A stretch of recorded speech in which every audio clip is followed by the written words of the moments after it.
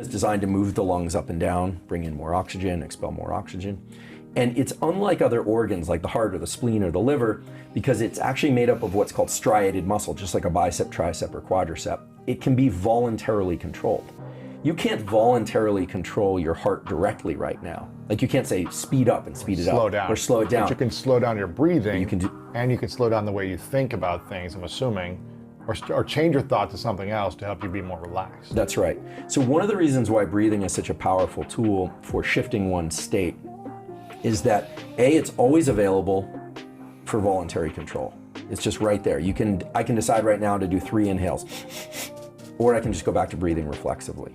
I can just do that at any moment. So the neural real estate, which is in the brainstem that controls breathing, is in a unique position because it's at the kind of boundary between conscious control and unconscious control.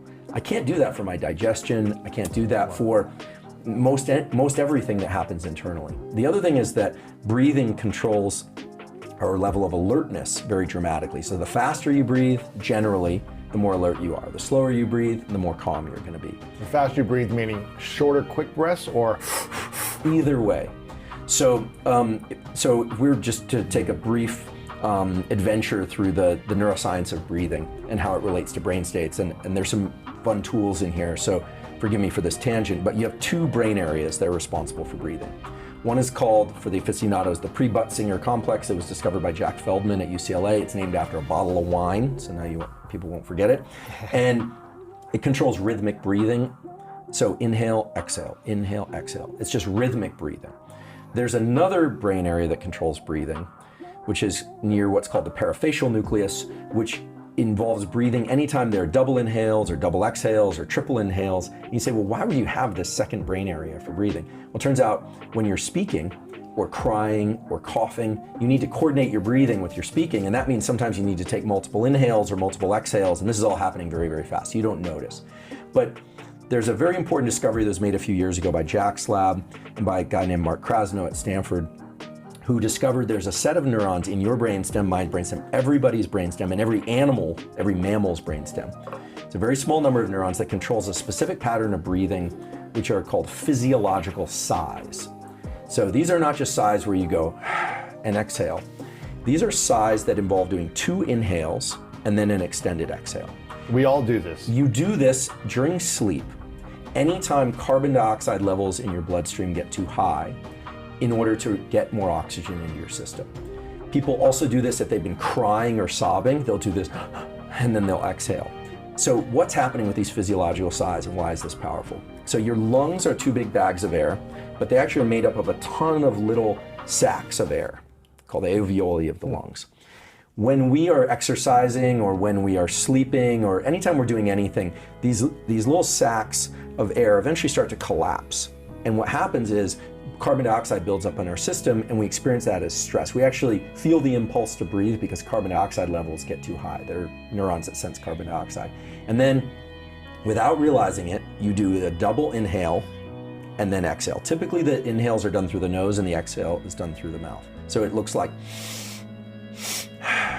and why the second inhale? Well, if you've ever tried to blow up a balloon for a kid at a kid's party or just blown up a balloon, you sometimes blow into that empty balloon, it doesn't go anywhere. So what do? You do 2 you go, and then it pops open. So these double inhales pop open the alveoli of the lungs.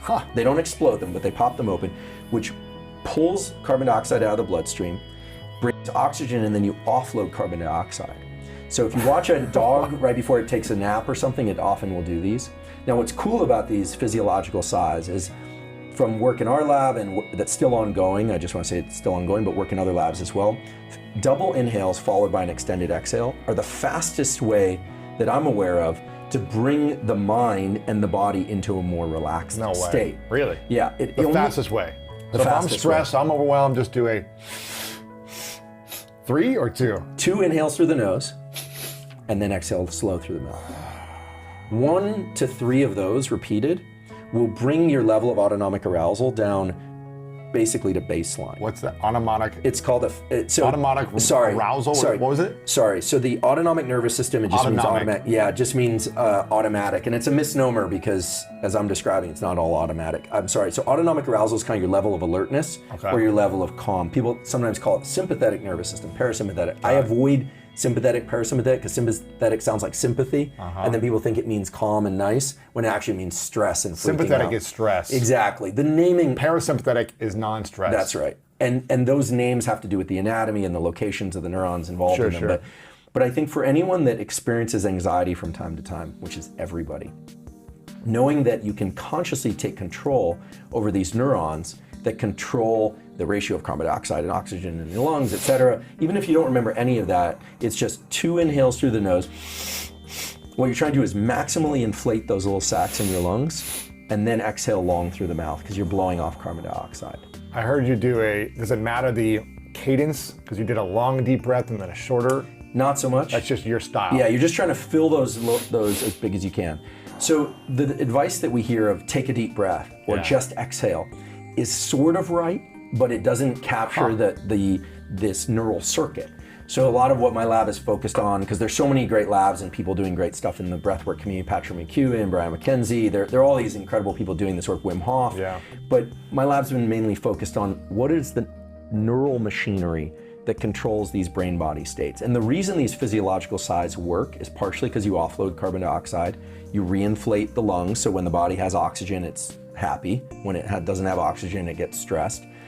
But the other reason is the most direct and fastest connection between the brain and body for controlling your state of mind is what's called the phrenic nerve, P-H-R-E-N-I-C. The phrenic nerve connects these neurons that I'm referring to in these 2 brain centers that control breathing with the diaphragm. A lot of people get excited about the vagus nerve, and I'm not out to punish the vagus nerve or the veganistas, but the truth is the vagus nerve is a very slow system for calming the brain and body. It's called the rest and digest pathway. People are engaging their vagus all the time when they eat a big meal. When the stomach is distended, it sends a signal to the brain that, oh, I have enough food, it's time to rest and digest. But eating, first of all, if you're only using food as a way to control your stress, that's not a good habit. It's not a good habit. and you'll be depressed one That's day. right. People have learned long ago, thousands of years ago, that the best way to suppress a cortisol response is with carbohydrates because it blunts cortisol.